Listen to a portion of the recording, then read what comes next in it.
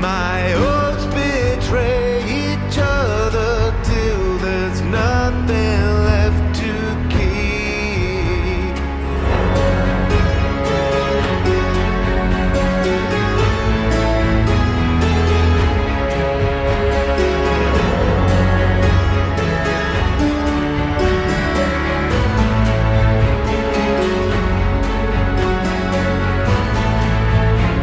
Only Us by Miracle of Sound.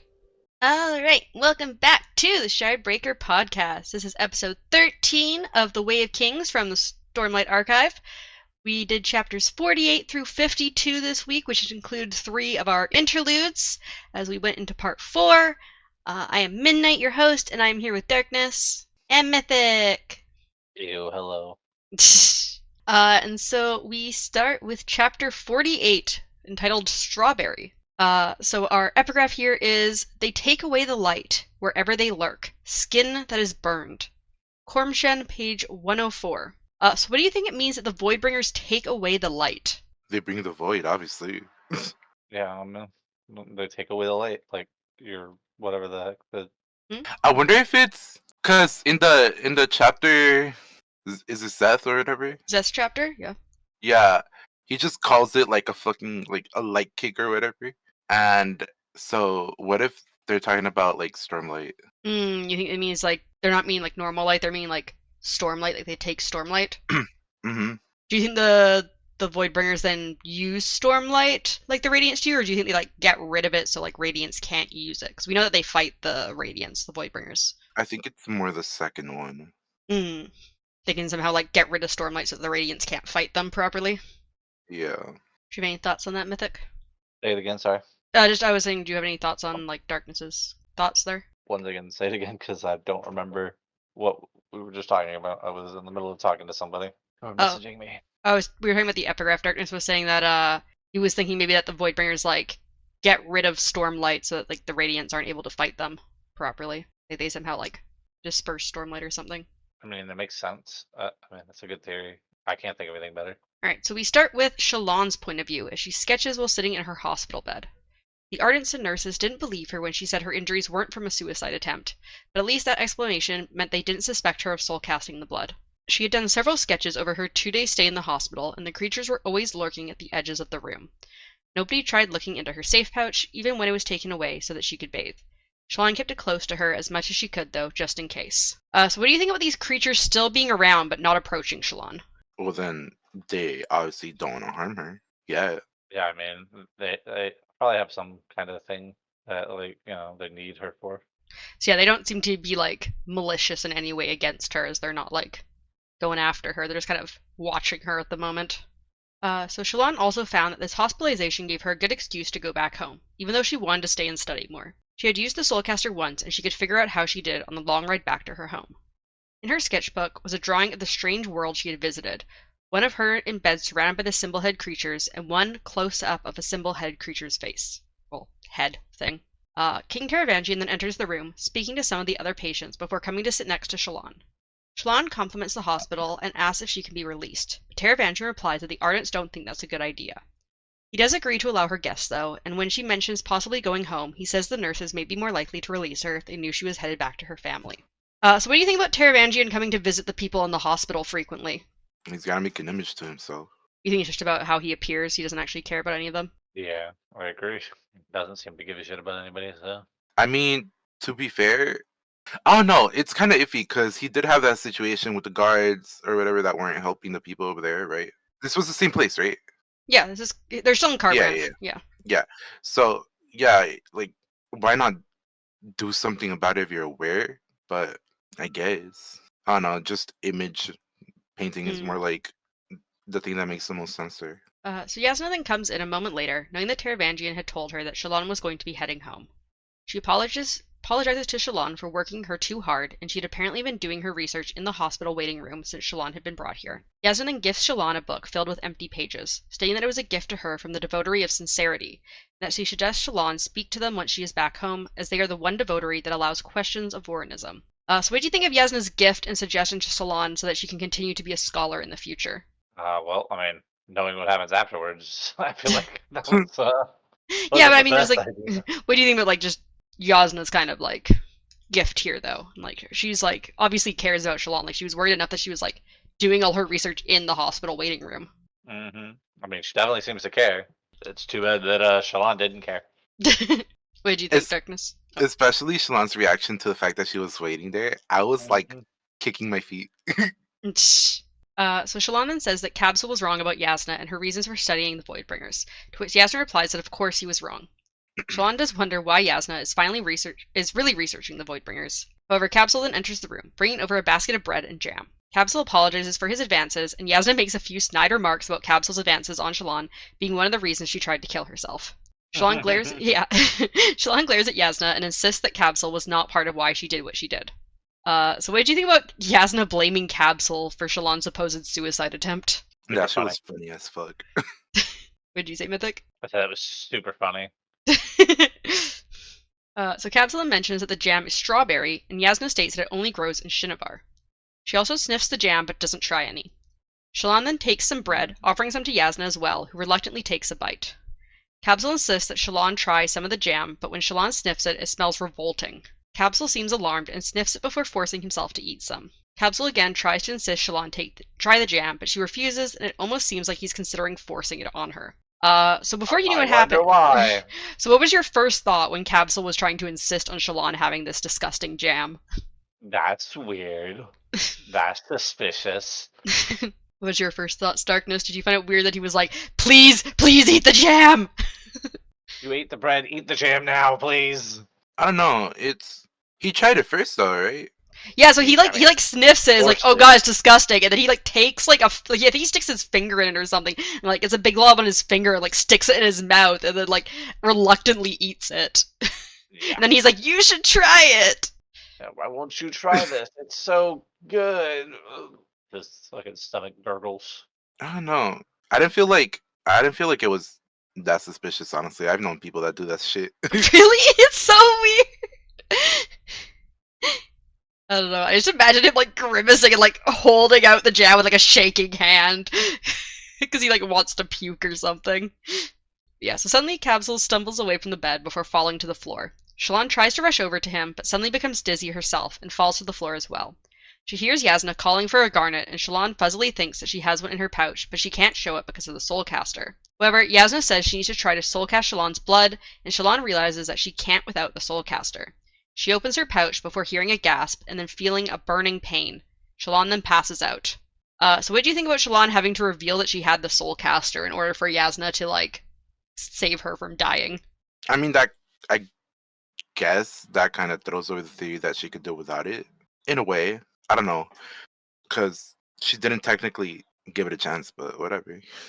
Yeah, I mean, I had a feeling when she said, "Oh, I need this to, save your life," she was gonna have to give her the soul gas. To be honest, I still wish she would have done it though, and seen like if she could have used her abilities even without the soul caster. Yeah. Because that would have definitely been confusing to Shalon if, like, somehow, like, Jasna was able to soulcast without the proper soulcaster. Yeah, because it was a 50, I mean, based on your guys' thoughts, it's a 50-50 on whether, like, okay, well, she's either gonna die or Yasna can soulcast without it. Yeah. So we then move to chapter 49, To Care. And there is an image of various types of plants and rock buds that were given. And the epigraph is a poem which goes, Radiant of birthplace, the announcer comes to come announce the birthplace of the radiance. And that says, though I'm not overly fond of the Katek poetic form as a means of conveying information, this one by Alan is often quoted in reference to Urithiru. I believe some mistook the home of the radiance for their birthplace. So what do you think it means that Urithiru might be either the birthplace or the home of the radiance? I mean, possible. Um, Well, I feel like it's wrong, but it's possible, I guess. I feel like it makes more sense that this is the same place the other time that I said like, oh, I think this is like where they reside at, no? Yeah, so I believe we got a previous epigraph that said that Urithiru was the place closest to potentially like a perpendicularity or something. Yeah. Okay, I'm still sticking with that. Which, I mean, it would kind of like track with how many different invested peoples work, like how Elantris was built close to a perpendicularity, if like the radiance kind of congregated close to a perpendicularity as well, would make sense. Because that's kind of where the power source is like Yeah. from. I mean, why can't it be both? So yeah, Yasno's notes obviously think that it's not both the birthplace and home of the Radiance. But it definitely could be. Just Yasna doesn't seem to think so. I mean, like, so I originally thought, like, you know, it makes the most sense for it to be like the home rather than the birthplace. But I feel like it's less of a literal birthplace and more of like a birthplace for a radiant. Or like You the know what I birthplace mean? for like the power, you mean? Yeah, like Like maybe when that's they where get they go it, to it's become a there. Radiant. Yeah. That's why it's portrayed as like a birthplace when it's a birth of a radiant rather than the birth of the person who used to be. Who became a Radiant, yeah. Yeah, that would definitely make sense if for some reason, like, that's where, like, they gained their power mainly, was in this place. Yeah. So we switch to Kaladin's point of view as he and Bridge 4 move through the chasms. Kaladin thinks that there must be somewhere that the high storm water drains out of, and wonders if they can escape out the eastern side of the Shattered Plains. However, he had heard of the Alethi trying to explore around the eastern side, but chasm fiends, storms, and Parshendi scouts had killed them all. It seemed unlikely that they'd be able to escape. Tef then comes over to Kaladin, asking if he's alright and whether he's felt odd at all lately. Kaladin says he's been feeling great. Tef notes that is odd. Kaladin wonders if he's cursed somehow and if an evil spren is following him around, just as Syl is. However, he tries to shake away those thoughts as they seem like superstitious nonsense. He then stops walking as they get to a fork in the path. So what do you think about Tef kind of giving like some probing questions about like, oh yeah, Kaladin, you've been feeling any different lately? Maybe he's trying to get Kaladin to realize what the fuck is happening. Yeah. Because he definitely knows more. We've, like, you know, gathered that he knows a lot more than, you know. Yeah, he definitely seems to like not want to just come out and say it, but he's kind of like, hey, anything new, buddy? You Yeah, feeling okay? Really alright, you know. Isn't it odd that you're feeling better so soon? So quick, like. Tef should just fucking come out and say it and be like, dude, this is what I know. Honestly. It's like, Tef, please, stop being so fucking vague about it. Being what? Kaladin tells the men that usually sergeants try to humble their new recruits, but Bridgemen don't need that as they are fighting to survive and not for glory. Kaladin picks up a spear that has the spearhead broken off, almost putting it down, but thinking it's better for him to have just a staff and not a spear, as people tend to die when he's able to fight. Kaladin then tells the men that it's alright to care, and although the men seem confused by this, Kaladin insists it's an important lesson. Kaladin's second lesson for the men is that they need to learn how to stand properly. He has Scar come at him to try and knock him over, but Scar is unable to. Moash and Drehi also join again, but again they can't knock Kaladin over. Kaladin tells the men that this week they are going to work on their stances and has Teft pair the men off, with Teft automatically responding as a soldier before scowling at Kaladin for basically calling him out. So what do you think about finding out that Teft was a soldier previously? I mean, doesn't surprise me. I kind of want to know his story, though. Yeah. Well, I figured as soon as we found out, like, I'm like, that's gonna be so fucking useful, you know? So Kaladin then goes over to Rock, and Rock explains that only 4 sons become soldiers, whereas first and second sons are cooks, and third sons are craftsmen. Apparently Rock was the third son. Kaladin then says that he, along with Lopin, David, and Shen, will be led by Syl to go collect salvage, since they are still expected to bring something back. Lopin gasps when he sees Syl and says that she is very pretty. Kaladin then mentions that he still wants to teach Lopin to fight at some point, as there are some things he can do one-armed, but for now they need the extra person collecting salvage. Kaladin then pulls Rock aside and mentions that if there was a way to get out without fighting, he's going to try that. He asks Rock to try to map the chasms a bit to see if there is anywhere they can go, although Rock isn't positive he'll find anything. So do you think Rock mapping the chasms is going to matter in any way, or do you think it's kind of useless? I feel like it's gonna matter when they get lost inside them. It's definitely gonna help. So Kaladin then goes back to helping Teft correct the stances of the men. Moash, after only 2 hours, seems to be picking up the rhythm of resetting his stance, and Dre and Scar were close behind. Kaladin thinks that normally it would take days for them to get to this point, but the Bridgemen were determined to do well and work at something that meant something. Kaladin thinks that they are the most soldier-ready men he had ever met, and that by trying to break them down, Sadeas had given the men a chance to excel. So what do you think about how quickly the men are picking up Kaladin's training? He's already been technically training them for training. You know what I mean? Yeah, he's kind of been like getting them into the mindset of soldiers already before like actually doing any soldier training. So I mean, like, I'm not that surprised, honestly. Yeah. Because yeah, if he tried to do this like day 1 with them, I don't think it would have worked out as well. I don't think they would have cared to listen to him either, though. For real. So we then move to Chapter 50, Backbreaker Powder. And our epigraph is Flame and char, skin so terrible, eyes like pits of blackness. A quote from the Iliad probably needs no reference notation, but this comes from line 482, should I need to locate it quickly. So why do you think the skin of the Voidbringers is mentioned in almost every note about them? Maybe they're skin and Voidbringers. Maybe. Well, I mean, we know something that has very particular skin, Oh yeah? which is the Pershendia or whatever. Hmm. Because they do have the shells that grow out of their skin, right? Mm-hmm. So, who knows? Maybe they're the Voidbringers. You think the Pershendi are somehow the Voidbringers? I mean, we never really get a description, do we, of how they look? We know that they have, we do get a description, I believe, of Parshmen early on, and we're told that they look pretty much exactly like Parshmen, except for the armor that they have. No, So I they meant have, Voidbringers in general. of Voidbringers, so we've only gotten kind of like these weird kind of poetic or metaphorical like notes where it's like, oh, flame and char, burned, and like things like that. So red and black. Possibly. And what do the Pershendi look like again? So the Parshendi and the Parshmen have marbled skin. They both always have red in them, but some of them are black and red, some of them are white and red. Interesting. So yeah, I mean the black and red definitely would match up.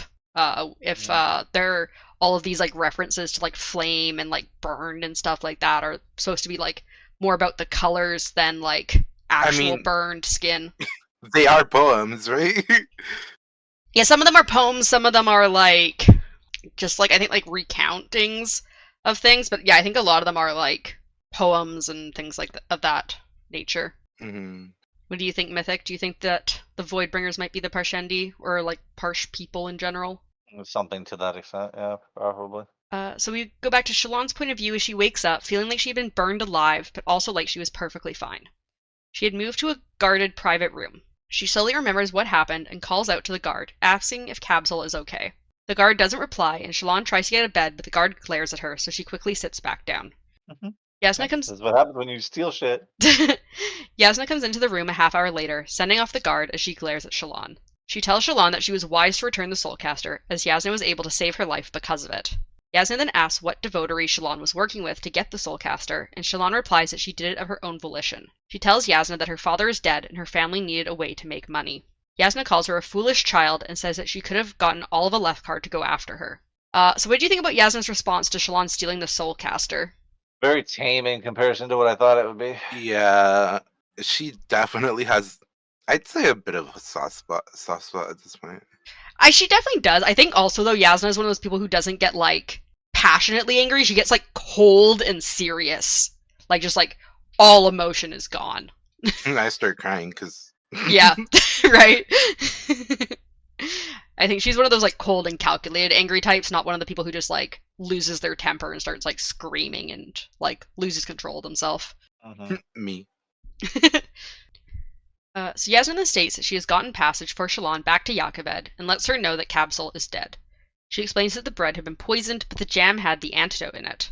Apparently the other Ardents only knew of Kabzel vaguely, meaning that they had been here to try to kill Yasna the whole time.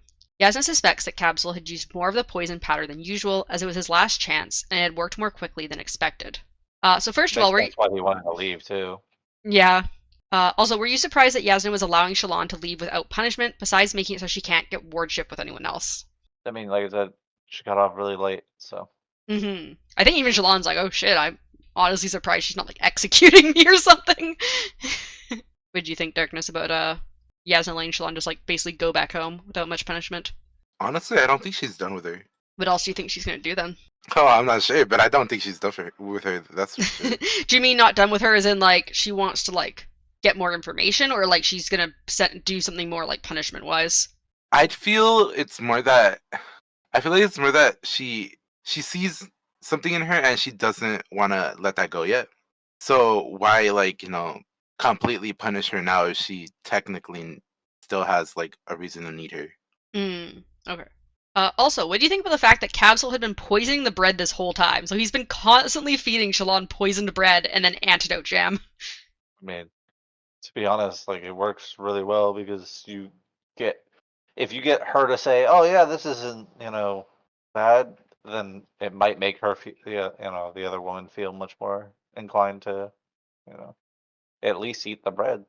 I mean, basically what he wanted to happen was what happened up until the whole jam antidote didn't work, where it was like, Shalon's like, Yasna, just fucking eat the bread and be nice to Cabsol. Yep. What if? But he wasn't pushing Jasmine to eat it, right? He wasn't, but But- basically, I think he was offered inside- it. Yeah, he offered it. Yeah, he would offer it to her every time she was around, and she would always decline. He never pushed it. But then this time, because especially since Yasmin and Cabsel were arguing about Shalon's like supposed suicide attempt, she was kind of just like, Yasmin, just eat the fucking bread, accept the peace offering. Which is probably what he was hoping for, is that either that something like that would happen, or that Yasmin would just be like, for Shalon, I guess I'll accept this. Yeah. I don't know. I find this whole situation weird. You didn't think he had the best plan for assassinating Yasna? I mean, it's kind of a best way to say this. It's kind of a wimp's way of doing things.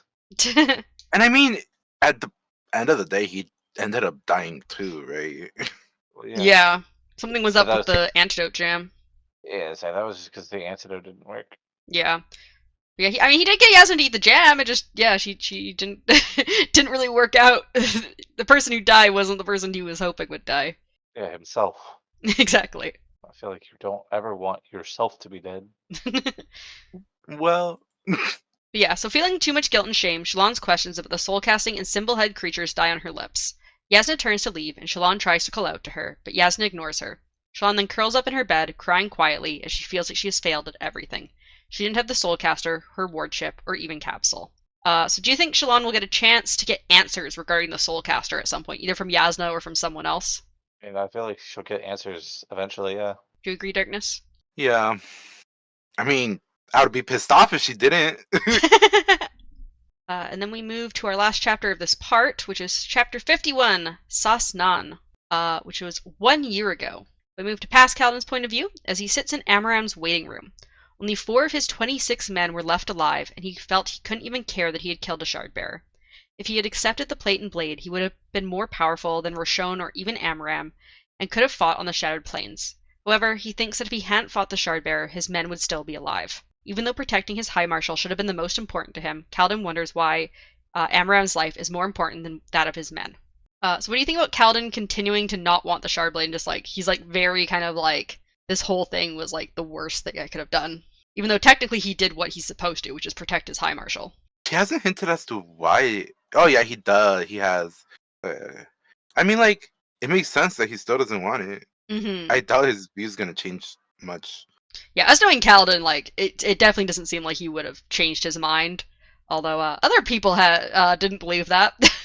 Yeah, that wasn't good. What did you think, Mythic, about Kaladin's kind of like, I should be happy that I protected my High Marshal and won like these shards, but like I'm just upset about the whole thing and wishing I hadn't done it.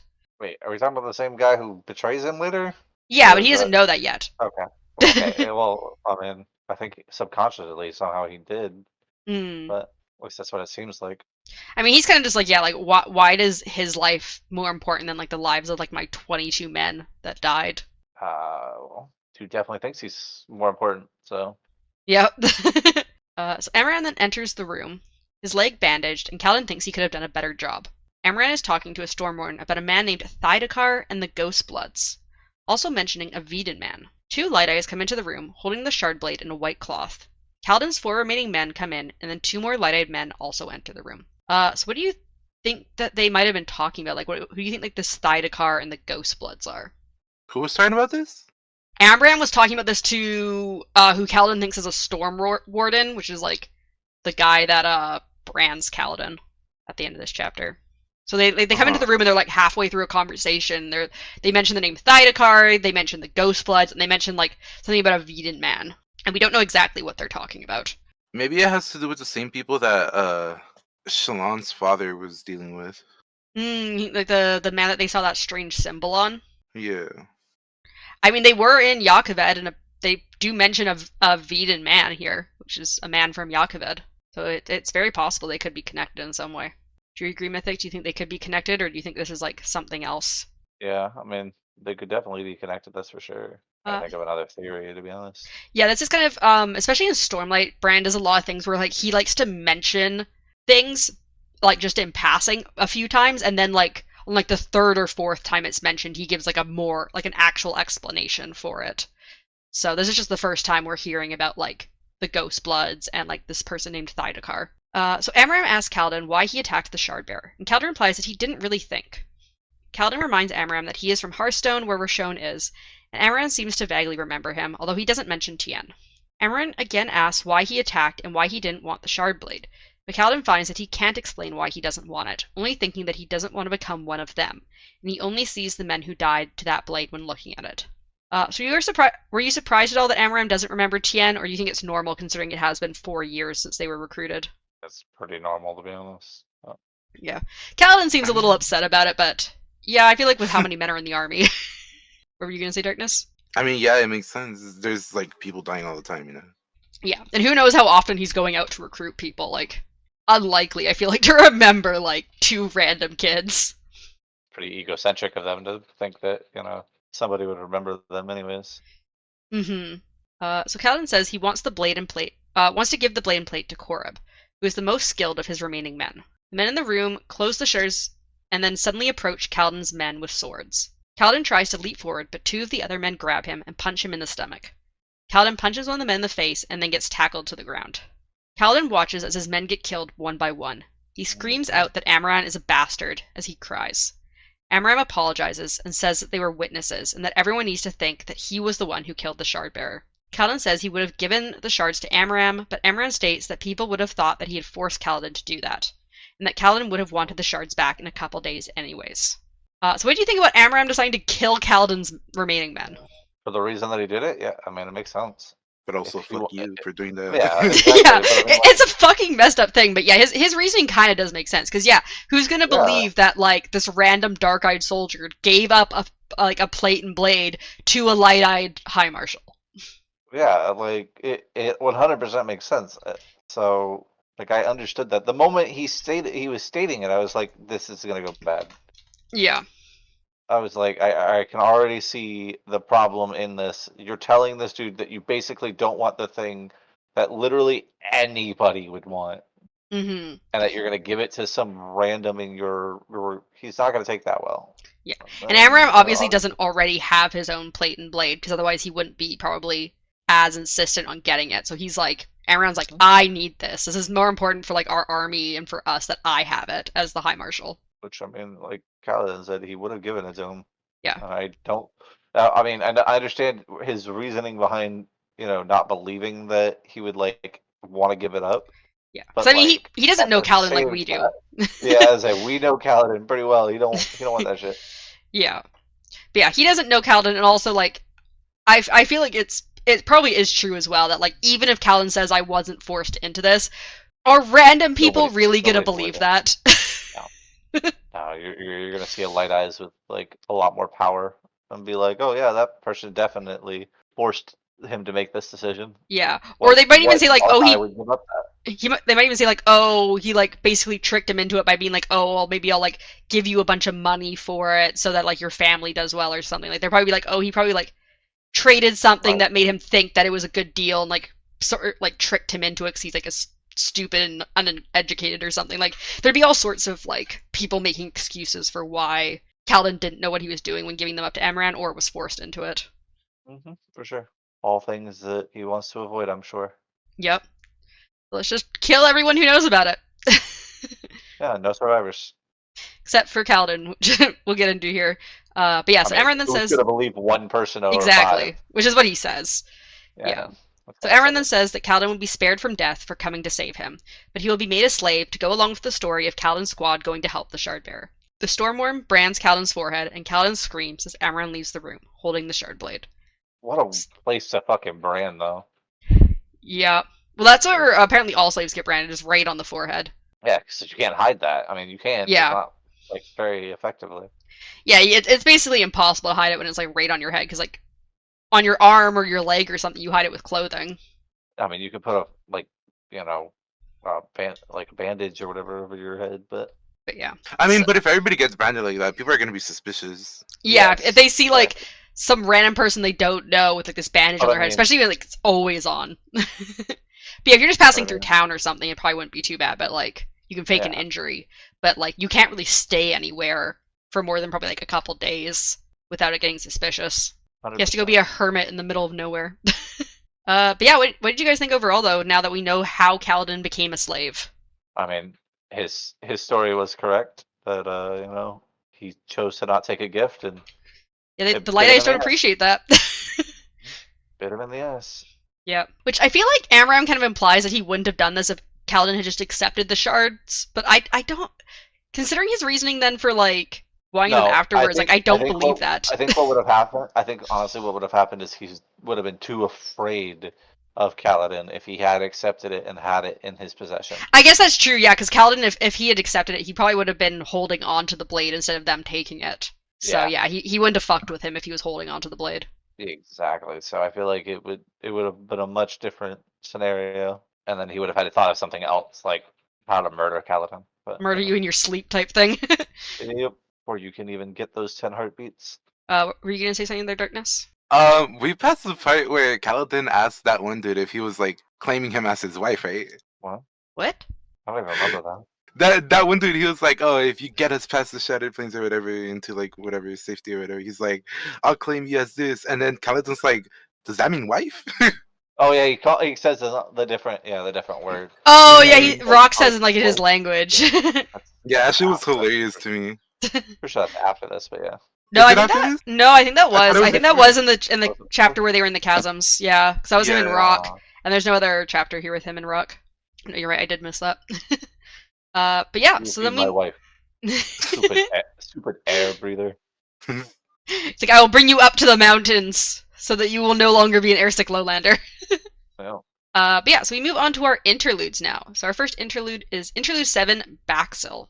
So we move to Baxil's point of view as he rushes down a palace corridor. Av is walking beside him, and both of the men are Emuli and are following a woman they call Mistress, who seems to be a mix of Shin and Makabaki. Baxil was nervous about servants showing up, but their mistress insisted that the servants would be busy tending to the guest of the Emuli Ashno of Sages, which is some high-ranking, like, religious guy. So what do you think about the fact that Baxil can't place what exact race their mistress is? Hey man, more power to you. You can't see color. I understand. Wait. Repeat the question. What do you think about Baxil not being able to place what exact race their mistress is? Because she's like has the skin tone of a Makabaki, but she's got like Shin eyes. So this could be just like a mixture, or it could be like one of those people that could change their forms or whatever. You think it might be one of the the fuck was Axes called? He was a Siamanian. Sure, that. Because we don't know, right? If he's Yeah. the only one. There's definitely something off about her because whenever they mention someone not looking quite right for like the planet, like something's off about them. Like it's something that's very obviously pointed out. It's like they have Shin eyes, but and remember Shin eyes just means that they have like European style eyes because everyone else has like the Asian how is it pronounced? Empathic folds, where they have like the eyelids that are kind of more like folded. But yeah, so once they get to an intersection, their mistress stops, and Baxil can't help but note how beautiful she is. She asks for her tools, and Baxil hands her a tool belt. Their mistress then walks down the left hallway and goes over to a painting of the Lady of Dreams and slashes it down the center with a knife. Baxil then brings up to Av that he is thinking of seeking the old magic, as everyone gets a chance to ask for a boon from the Night Watcher. Av doesn't seem to be interested in this, as apparently his whole family had gone at some point, and most regret their curses, except his father, who got cloth to sell to keep them alive during the famine, and just sees upside down. Which is such a weird curse. Yeah? All he sees is upside down. Well, Loki, that was making me think about how the lashings work with Seth. How he can like change Yeah, how because gravity pulls on him. oh, at some point there was like a little mention, and it was like, oh, like the ceiling was like the floor for him now and all that. So I was Yeah. like, what if like That's more though what if because his that's, whole like- body's upside down because like his feet are touching the Yeah. floor more so yeah, than like but his I'm saying vision being like, upside what down. if the way that the curse for that thing works, like, it's rather than it physically happening, what if it like is a side effect in the cognitive realm? I mean, pretty much anything magical is definitely related to investiture in some way, and investiture is obviously Yeah. related to the cognitive realm. So Yeah, yeah, so, like- it definitely would have some sort of relation in some way. Yeah. Yeah. I no, mean, that's so every curse is like, delivered through that way? So Kinda it cool sounds like all the idea, curses are like different, and like I don't think they really Mhm. explain what the other curses were. Just that like this person was like, oh yeah, my curse wasn't that bad, because like he and basically I saved mean, his he did family say from that starving to death. they were. Yeah, he did say they weren't the best though to have either though. It wasn't like all of the curses were as simple as that. Yeah, he said Yeah. that was like the simplest one, and like most people after a while like regret going to the Hated Night it. Watcher because they're like, my curse is worse than like basically what I got. I mean, it sounds a lot like when you get a wish from a genie, but Mhm. well, it's a side effect. Yeah, instead of them turning the whole thing around, it's just no, you get that, but then you also get a fucking Yeah, like horrible thing that happens to you as well. yeah. But There's a whole Reddit sub for that. is there? Yeah, there's a whole Reddit sub of like you get superpowers, but then everybody else gets to say basically what Oh, would is it like those happen. like push the button type things where it's like this happens, but if you push the button, this also happens or something like that? Kind of, yeah, kind of. But it's like they go, oh, you can have any superpower you want. However, the people in the comments are going to choose what your downside for that would be, right? Mm-hmm. Oh, So that's like, horrible. one of the things, one of the ones that I remember mostly is they go they choose invisibility, but then their side effect was like, well, your eyeballs also go invisible, so you can no longer see anything or something like that. Like, like You're blind while invisible. yeah, pretty much. Like there's some pretty neat side effects aside from just the troll people who put like you die, you know. Yeah. But also, what do you think about this woman going into rich people's homes to destroy their art? Like, she's not apparently going to steal anything. She's not going to like I thought that was funny as do I think whatever. that's funny as fuck. Like she just goes in and instead of stealing it, she just destroys it. This is how she takes out her anger, by slashing paintings and like smashing statues to bits. I love just picturing her like this like really beautiful, elegant woman just like smashing this statue to bits with a hammer. But yeah, so Baxter then notices their mistress slashing another painting, and then she asks him for a padded mallet as she notices a statue she wants to destroy. She absently mentions potentially getting a shard blade, but then says it would make this too easy. Baxel and Av watch her destroy the statue, and Baxel worries that it's going to cause enough noise to get them noticed. He thinks that he will go search out the old magic, but thinks he'll be unlucky enough that he won't be able to find it. So what are your thoughts about the old magic? And It's the magic of old. it's magic of something, but lost to time. Maybe it's like, it's because I feel like this place has a mixture of so many things that it's kind of hard to differentiate them when we don't even know what all of them are. Mm-hmm. And that was a big word for you there, darkness. Mm, We do know that I believe in Dalinar's big chapter big that at least the Alethi seem to think that the Night Watcher is some sort of spren, which kind of would Yeah. tie in a lot of the magic stuff together. Yeah, It's it like really would. Stormlight and Spren stuff. So if the Night Watcher is a Spren, then it's just like they're Night obviously some Watcher. sort of like intelligent Spren. Yeah, so that, there's been references in previous chapters, and then there is in Dalinar's chapter as well, that like the old magic is something that this person or creature or Spren or something does, who's called the Night Watcher, and like she's the person, she or they is Mhm. the thing Oh, that. she slipped up. She slipped up. It's T. Oh, we know it's a she. I know. But yeah, so like the Night Watcher is the way one she who was- she uses was the old backtracking magic. with she or they. Or... Right. But yeah, Maybe so there's like, more. well, I was kind of saying she or they because like we like if it's like a Spren, like do Spren have genders and all that stuff, and like Yes. also like Yeah. if it actually is, So we don't know if it's it's female. actually a Spren or not. Like they So just like it's assume female. it is. So we move to Interlude 8, Jarenid. So we switch to Garanid's point of Jared. Garanid. Jared. So we switch to Garanid's point of view as she listens to a man named Asher state that he wants to change his calling and that he no longer has a passion for cooking. Asher also states that he doesn't believe people need food in the spiritual realm. They briefly discuss a vile green soup that Asher made before, and Asher wonders if people need food in the cognitive realm, and says he'll have to see if No. anyone has eaten while visiting Shadesmar. No, they're dead. They don't need food. Like what? But yeah, so what do you think about the fact that these Ardents have knowledge about the spiritual and cognitive realm? Is As that far- bad? It's not that shocking, is it? Well, as far as we've seen, like, for people don't really know about, like, most, like, normal people on all of these planets don't know about the different realms. So these people obviously these two obviously have, like, a bit more knowledge than probably the average Yeah. Rasharan person. Maybe they're world hoppers. That's the word I was looking for. Well, it sounds like they haven't ever been there. Because he says They're he'd world have to hoppers, ask though. if people eat while visiting the cognitive realm.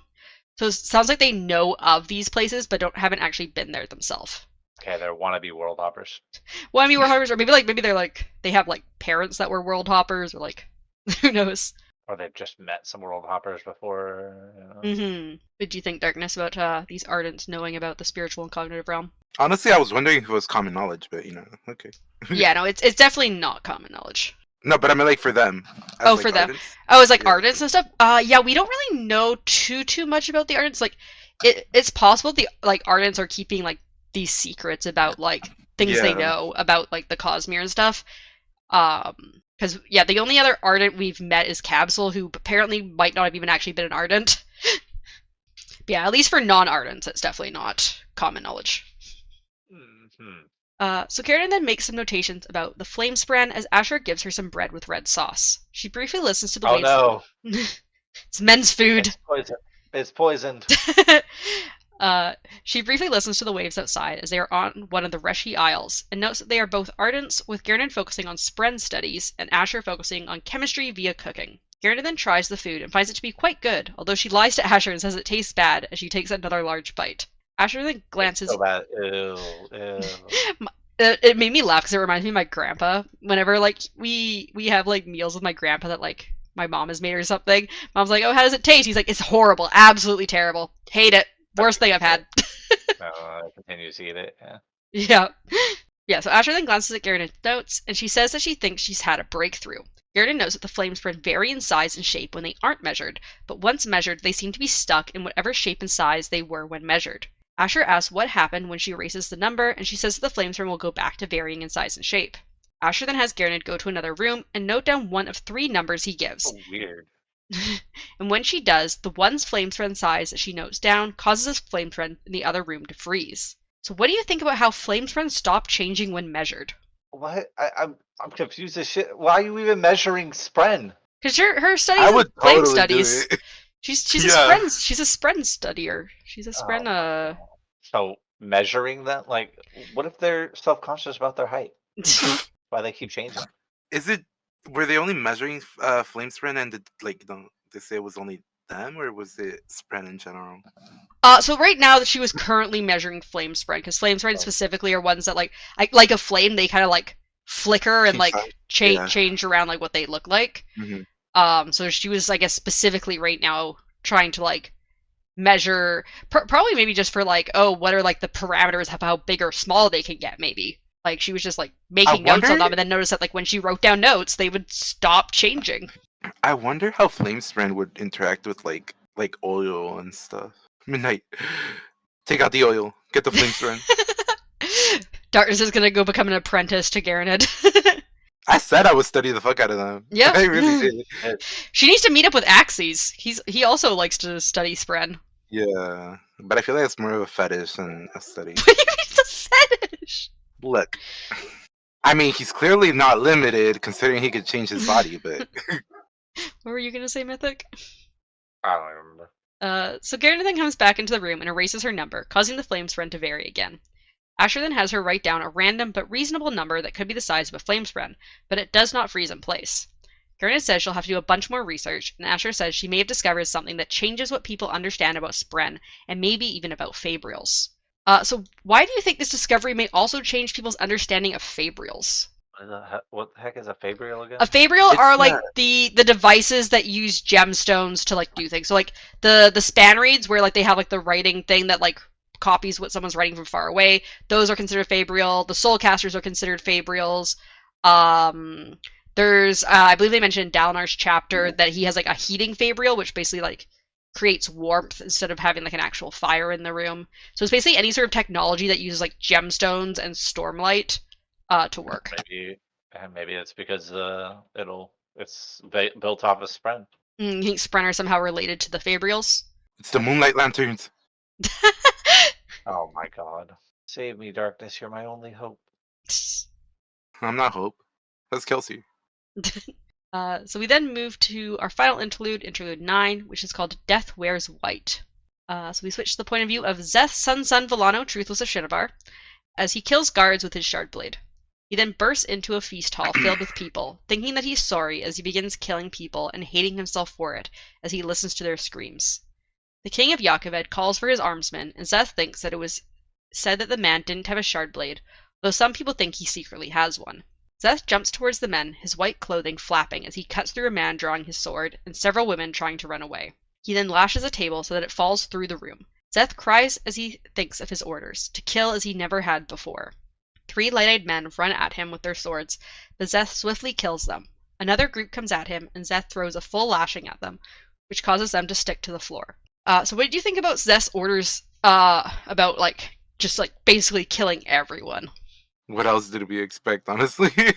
He's pretty much set up to be used in that way. Right? Yeah, because we know, like, in the past, like, Zeth was always like, my orders were only to kill this one person, so I'm gonna do, like, as minimal, like, death as possible to get my job done. But this time he's been told, like, kill everyone. So Zeth notices the king trying to sneak away, so Zeth does a full lashing on the table and then a basic lashing to throw the table at the doorway and block it. Other people in the room try to pry it away from the doorway, but are unable to, and Zeth quickly swings his shard blade through the crowd, killing them all. He turns back to the king, wanting to blame him for all of these deaths, as he was the one to call the feast tonight. He begins to charge at the king. However, Zeth suddenly feels like something is wrong, and he lashes himself to the ceiling.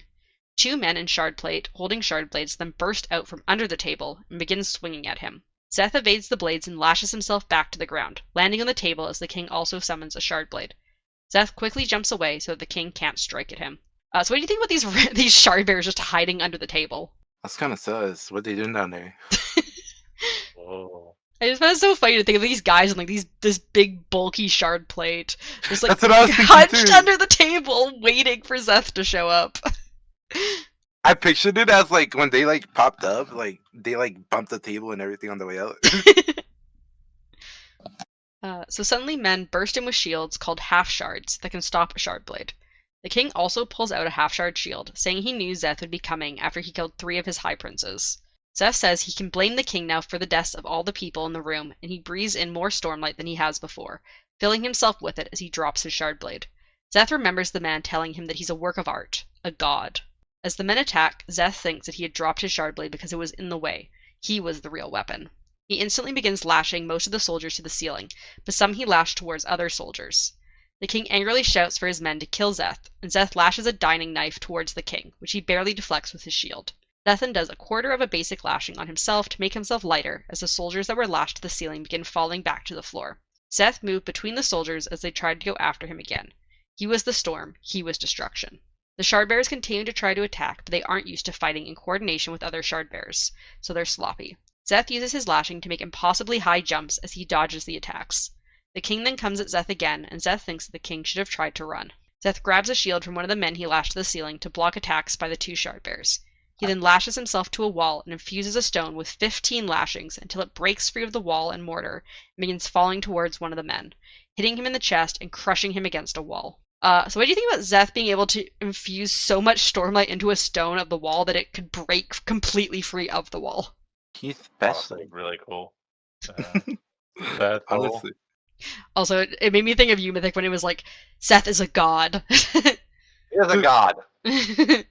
Every time Oh, it says like that about someone, it's like Mythic's gonna go crazy with that.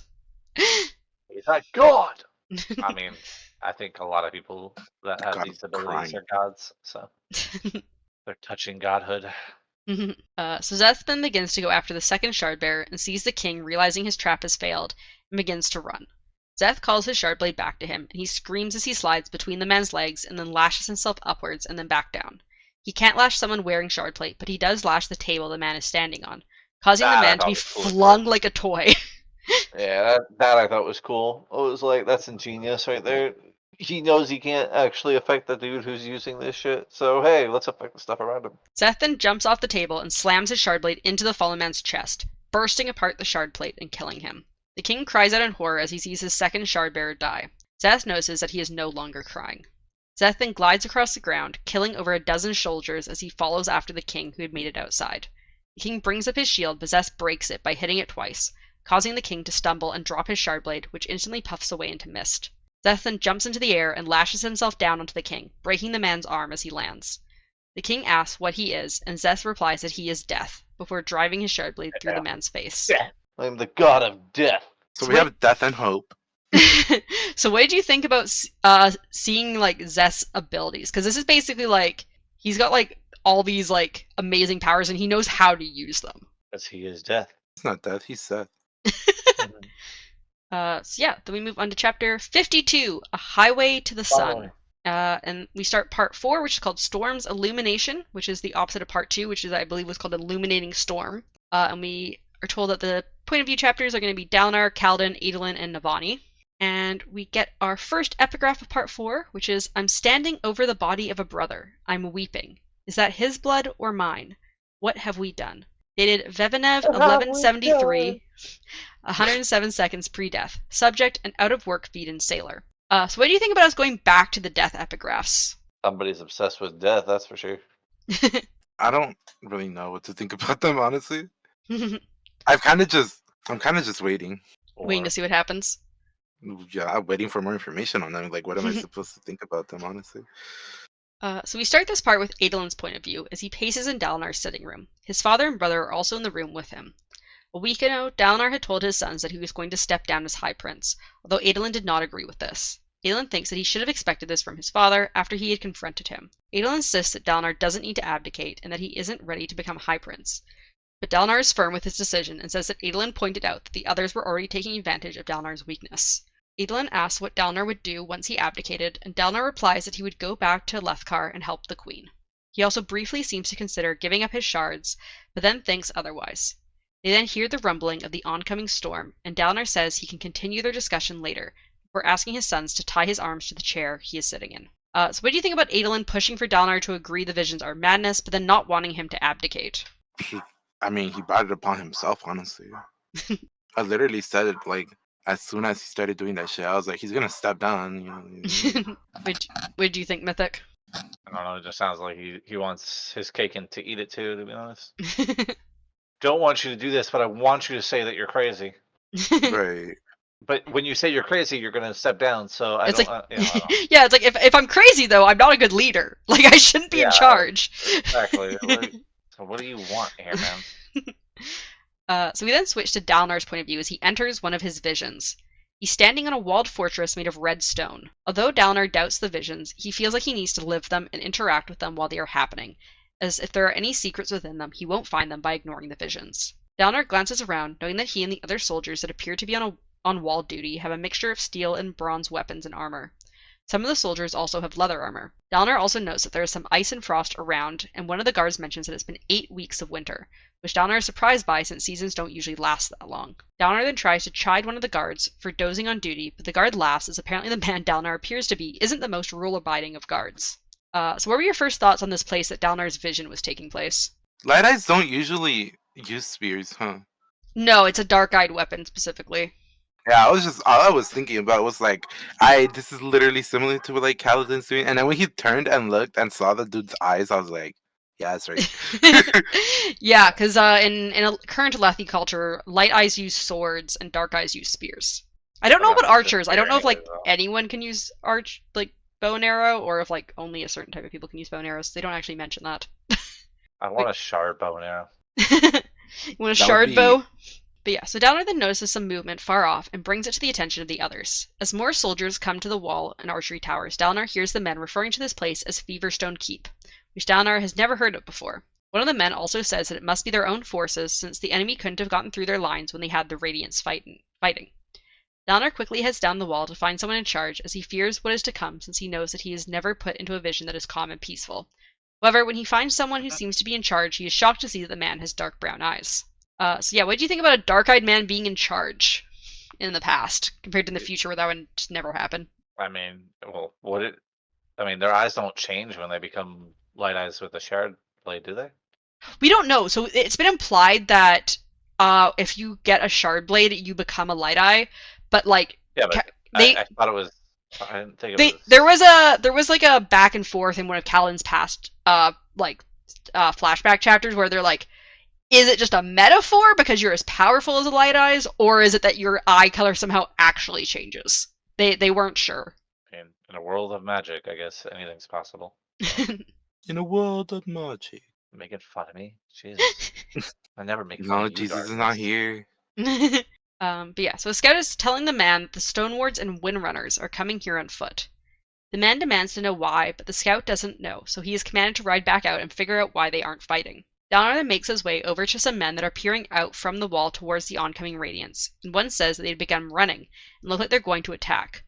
Dalinar notes that there seem to be around 200 men and women in Shardplate, all unpainted, although they glowed blue or amber at the seams. They then begin to slow, and more Radiants with blue glowing plate fall from the sky. So what were your first thoughts about the Radiants coming to the keep? I thought they were there to like. I thought they were there because they were falling back, because they said they were supposed to be fighting in the front lines or whatever. Yeah, so you think like, oh, the enemy's like pushing through and we're pushing like back, retreating? Yeah. Uh-huh. What did you think, Mythic? I feel like his vision is weird always, so always kind of weird context. Like his world isn't the exact same. Kind of like he's back in the past or something. Also, what did you think of the fact that their shard plate was unpainted, but yet somehow was like emitting either blue or amber light? Magic. Painted? Yeah, so like in the past, Dalinar has said like, oh, shard plate's all like gray, but like some of the high princes paint them different colors, ornamentation. Does it stay that color when you slay the person then? The paint, I think the paint stays on. But yeah, but basically like all of their he's basically describing how like all of their shard plate is like the normal gray, but like it seems to be like glowing in different colors. Like some of them are glowing blue. All of the people who fall from the sky, their shard plate is glowing blue, and then there's also some people who were running that had like amber glowing shard plate. Well, I mean, assuming it's the color of the Stormlight. It's true. Yeah. That's magic. Yay. So do you think it's more like, oh, the people with blue were using like sapphires, and like the people in amber were using like topazes or something? Something. Huh. Hmm? Wait.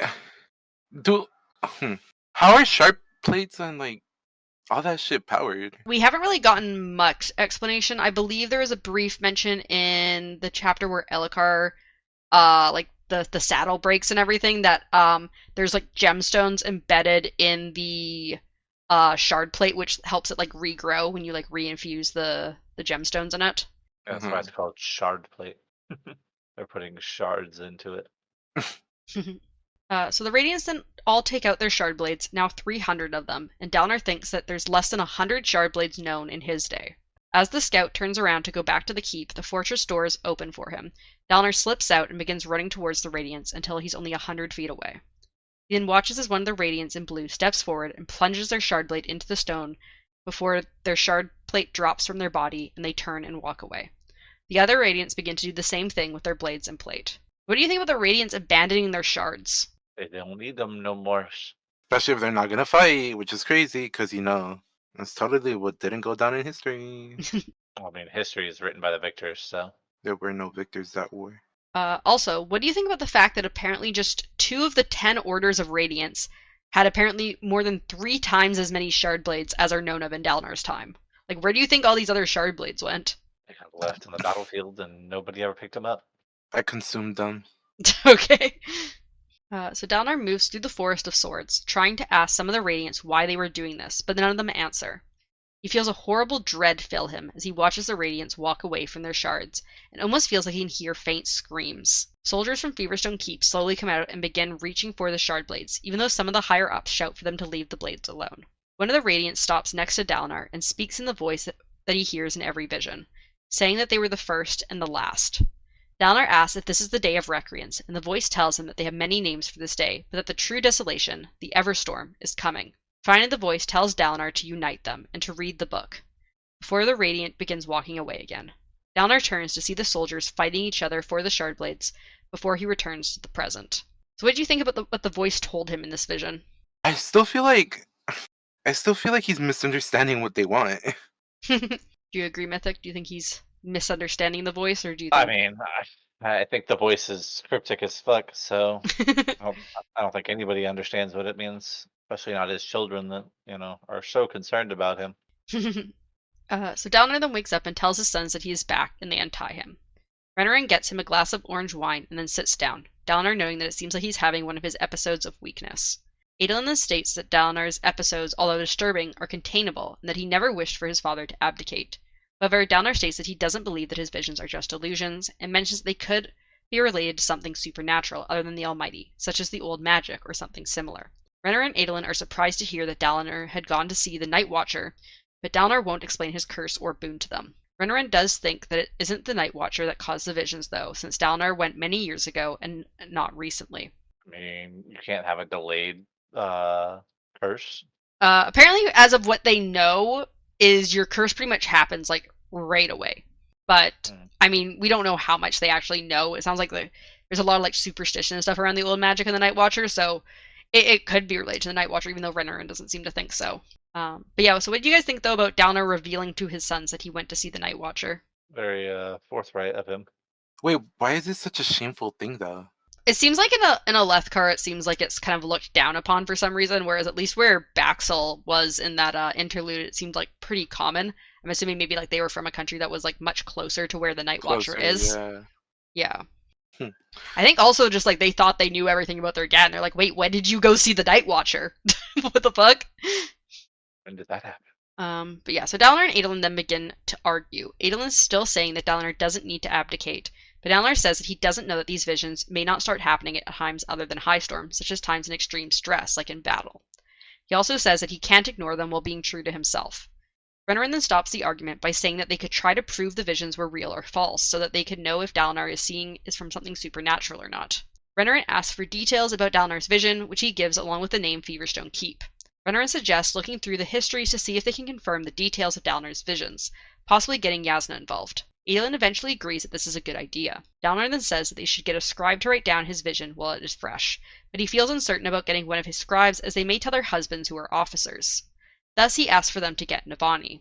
So what do you think about Renarin's suggestion to try to prove Dalinar's visions? I mean, once again, even if you prove that he's crazy, he'll still have to abdicate, though. Mm-hmm.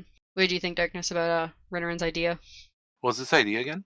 To try and prove if Dalinar's visions are real or not by like trying to find like, information about them in like history books. I was excited in general. I mean, like I don't really care if he like steps on or whatever. Mm-hmm. You don't care if he's crazy? Yeah. It's okay, No. we're all crazy. Also, what do you think about Dalinar choosing Navani to scribe his visions? Very poor choice. Yes, let's choose the woman that is harassing you constantly. Great idea. But yeah, so as Yeah, no, she might blackmail me, but you know, at least she won't tell the. Yeah, she won't tell people at least. Yeah, but you know. But yeah, as Renarin goes off to get Navani, Adolin asks Dalinar what he'll do if the visions are proven to be delusions. Dalinar replies that it'd be easier if they were just madness, and that he would abdicate and go to Kharbranth for help. However, he isn't sure exactly what he'll do if the visions are proven to be true, because he will need to decide what to do with the messages they are giving him. Adolin then brings up Sadeas, and Dalinar allows allows Adolin to prepare just in case Sadeas tries to claim that Dalinar tried to have Elhokar killed, as he doesn't plan to let Sadeas call for his execution. Although Dalinar does warn that if he and Sadeas go to war, a Lethkar will shatter. So what do you think of Dalinar agreeing to take precautions in case Sadeas tries to move against them?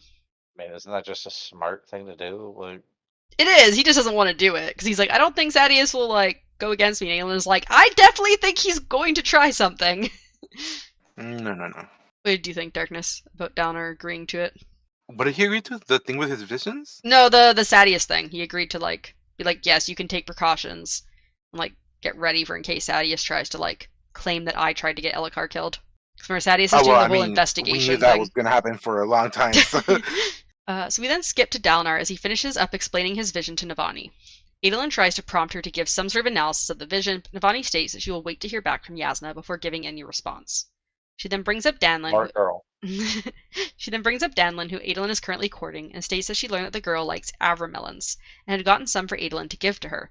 Adolin thanks The her. moment she started saying this, I was like, she's trying to get him out of the room. Yeah, she's like, why don't you go give these melons that she loves to her? Then you should go do that right now. They're fresh. Yeah, like, okay, like that's. I would have think that is suspicious as fuck. No, it would Why never are you be trying to get suspicious. Not like bread. Whereas Adolin's just like, oh my god, my favorite aunt is just like taking an interest in who I'm dating. It's so nice. Oh, totally. That's exactly what she's doing. Yeah, so Adolin thanks her and heads out to get the melons and bring them to Danlin, leaving Dalinar and Navani alone together. Dalinar asks what Navani wants, and she replies that she just wants to talk. He replies that he can get some soldiers to accompany them, but Navani wants to talk alone, although Dalinar states that this is inappropriate and he is too tired to deal with this. Navani just replies that it will make it easier to get what she wants if he's tired. Navani gets closer and continues to push, but Dalinar snaps that if he lets go of his principles, he'll be worse than the other high princes, as he'll be a hypocrite. This causes Navani to freeze, and she does leave when Dalinar asks again. However, as she leaves, he thinks that he wished that she had made one more objection, as his will would have broken, but instead he is left alone. So what did you think about that little interaction between Navani and Dalinar? Fucking weird. I mean, he kind of did it to himself. So. What did you think, Darkness? I did not like any of it. It made me uncomfortable. Yep. Yeah. Navani I find a That woman little makes me. pushy Yeah, in that woman- regards to Yeah, Dalinar. that woman makes me uncomfortable always. Yeah, she's a little pushy. A little. She's just a little bit pushy. She is terrifying. That's an Alethi woman for you. Oh, is that? Are we going based off her race? That's the reason she's like this. Oh, okay. Damn, that's tough. I don't know. I didn't Oh my realize gosh. Midnight was so racist. Anyways, so we got some overview questions. First of all, do you think Shallan is going to head back to Yalkaved, or is she somehow going to stay in Kharbranth? I think she's gonna stay eventually. Yeah, I agree. Especially since, like, I don't know, she doesn't seem to. She avoided running away once already, you know. Mm-hmm. Also, I like how I forgot to bring it up, but like I like how in the beginning of her like chapter or whatever, when she's in the bed and she's like realizing what the fuck she did, she's like, ah shit, like I made it like too much, you know? Yeah. Like I could have like, you know, done something less or whatever. And I was like, yeah, girl, that's literally what I said last podcast. She's like, I just wanted to make it look like I like slipped and fell and like landed on the fucking like glass jug. It's like, no, the way you Right. specifically cut your arm does not make it look like that. No, you're trying to commit suicide. But yeah, so also, do you think Kaladin and Bridge 4 are going to be able to escape via the chasms, or are they going to have to fight their way out? Oh, they're gonna fight. They're gonna fight a chasm fiend Oh, damn, okay. through the chasms. What do you think, Mythic? I mean, I do eventually think they're gonna have to fight a chasm fiend. But That'd be pretty badass if they fight a chasm fiend. you know, hey, I mean, I think nah. All of them what are gonna die trying to what else escape, are and they- the other one that's gonna live is what else are they training for? I don't understand. You know, it's not to fight a chasm fiend. Mm-hmm. I fight them every Tuesday. I don't know what y'all talking about. I see. Do you think Dalinar will be able to prove his visions are true with the help of Navani and Yasna? Because I know you guys were leaning towards yes, they definitely are like visions of the past. Yeah, I definitely think they're true. So But do you think he'll be I able don't know. to prove it? I don't know if that's how he's gonna figure it out, but I definitely think they're true. Mm. Yep. Just yep. Well, yeah. There's a reason I got excited for it. And my final question is, do you think Sadeas is going to blame Dalinar for Ellikar's assassination attempt? Yes. We've been saying it for a while. Yeah, I long don't know. before Dalinar he doesn't looked seem at to it. think he's going to, but Adolin does think he's going to. Okay, but like that dude is like too optimistic. Alright, so those are my final questions. Next episode, we'll be doing chapters 53 to 56. So look forward to that. And yeah, thank you everyone so much for listening. We really appreciate it. Bye! Bye.